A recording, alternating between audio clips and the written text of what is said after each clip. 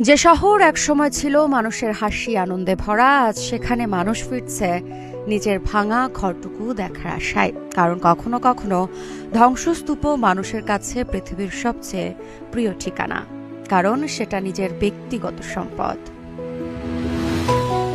প্রায় ২০০ দিন পর অবশেষে নিজের শহর জাউতার আল কারভিয়ে হতে ফিরতে শুরু করেছেন বাসিন্দারা। শহরের প্রবেশ মুখে সারি সারি গাড়ি, চারদিকে সেনাবাহিনীর নিরাপত্তা, আর মানুষের চোখে একসঙ্গে আনন্দ, উৎকণ্ঠা আর কান্না। যারা দীর্ঘ সময় পর ঘরে ফিরছেন তাদের একজন আব্বাস ইয়াকি। তিনি জানিয়েছেন, আমি এই মাটিকে, এমনকি ধ্বংসস্তূপকেও চুমু খাবো, কারণ এটাই আমার ঘর। তবে ফিরে এসে সবাই যে ঘরে উঠতে পারছেন এমনটা নয়।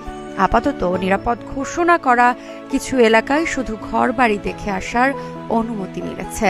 অন্য এলাকাগুলো এখনো ধ্বংসাবশেষে ভরা, সেগুলো পরিষ্কারের কাজ চলছে। এরই মধ্যে শহরের ভেতর থেকে ৩টি মরদেহ উদ্ধার করা হয়েছে, যা ফিরে আসার আনন্দের মাঝেও যোগ করেছে গভীর শোক।